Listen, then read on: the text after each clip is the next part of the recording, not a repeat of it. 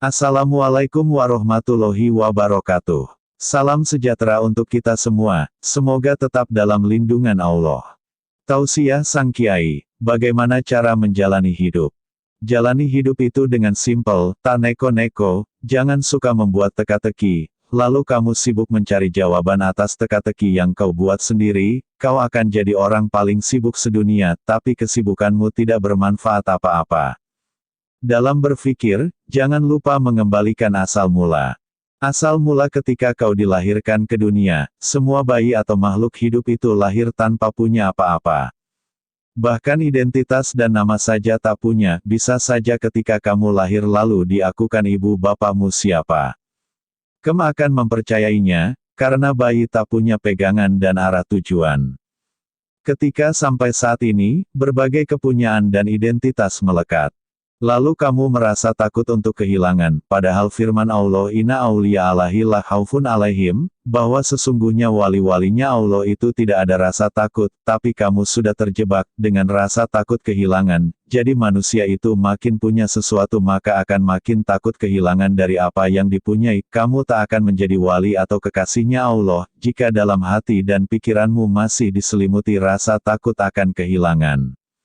Untuk melepas rasa takut, khauf, maka harus bisa melepaskan rasa takut itu dengan belajar meninggalkan yang ditakuti akan kehilangan, dan mengubah rasa takutnya dengan harapan, roja kepada Allah. Khauf dan roja itu sebagaimana dua sisi mata uang yang berbeda, jika sisi lain di atas, maka sisi satunya ada di sebaliknya. Walau keduanya ada bersamaan tapi tidak bisa muncul bersamaan, takut kepada Allah itu tidak akan muncul kalau masih ada takut kehilangan yang berupa makhluk, yaitu selain Allah, seperti benda, harta, kedudukan, istri, anak, rumah dan lain sebagainya firman Allah.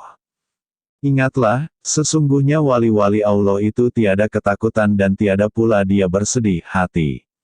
Yaitu, orang perang yang beriman dan selalu bertakwa kepada Allah. Qs. Yunus, 10, 62-63.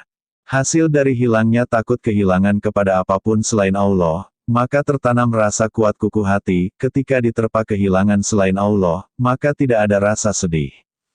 Contoh misalkan takut kehilangan harta, maka tasarufkan, belanjakan semua harta itu di jalan Allah, jika Allah menghendaki kamu jadi kekasihnya, tetap saja Allah akan ambil semua hartamu, maksud Allah bukan untuk memiskinkanmu, tapi untuk menguji keadaan hatimu, walau Allah itu tahu keadaan hatimu, karena Allah sendiri yang membolak-balikkan hatimu, bagaimana mungkin Allah tak tahu isi hatimu? Sudah pasti Allah tahu isi hatimu, keadaan hatimu, suasana hatimu Allah melakukan untuk sebagai wujud bukti, nanti kalau Allah mengangkatmu sebagai walinya, sementara tak memiskinkanmu dan merontokkan egomu, nanti wali yang lain akan protes, karena kok tanpa ujian kamu jadi wali, lah kok enak.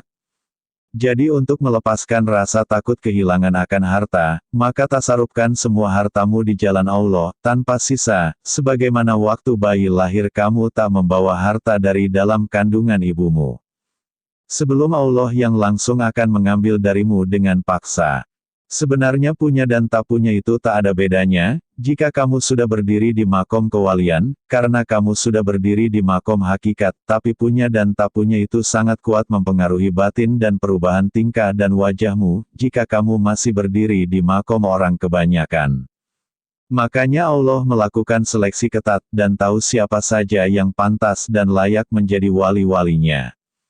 Jika kamu mampu membelanjakan semua hartamu tak tersisa di jalan Allah, maka baru kamu itu keluar dari salah satu pintu dari sekian banyak pintu khauf, ketakutan. Makanya perlu berulang-ulang kamu ada dalam keadaan tak punya apa-apa, dalam dompet atau kosong dalam ATM-mu, tak punya harapan-harapan pada yang namanya harta. Itu untuk melatih hatimu agar hanya bersandar pada Allah, Sekarang kamu keluarkan 500 juta misalkan, semua yang kamu punya Allah mengganti dengan nilai yang sama itu sangat mudah, tapi menetapkan hatimu sampai pada tahapan, bahwa kamu yakin Allah akan menggantinya, itu yang harus dilatih berulang-ulang dilakukan, seperti paku harus dipukul berulang-ulang dengan palu, agar menancap dengan kuat. Padahal tebal tipis keyakinanmu kepada Allah itu yang akan jadi panenmu, cepat lambatnya Allah mengganti apa yang kamu belanjakan di jalannya, itulah maksud dari Allah itu tergantung pada prasangka hambanya.